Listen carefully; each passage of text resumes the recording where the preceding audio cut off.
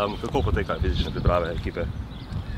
Pa dobro, zdaj smo na začetku naredili majčkeno bazične priprave, potem smo šli na vzdržljivost, majčkeno dolgotrajne vzdržljivosti, zdaj pa smo začeli že s hitrostno vzdržljivostjo. No.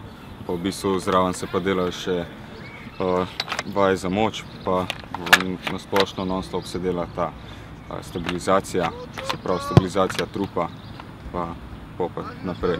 Kako pa ocenjujete pripravljenost ekipe?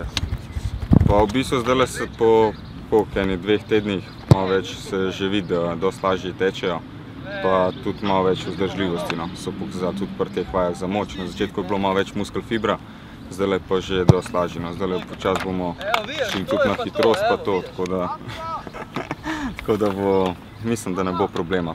Zdaj v Kranjski Gori bomo imeli malo več časa, da se pripravimo, tako da pa malo več časa tudi za kakšno taktiko pa to, tako da mislim, da bo vse potekalo, kakor treba do začetka prvenstva.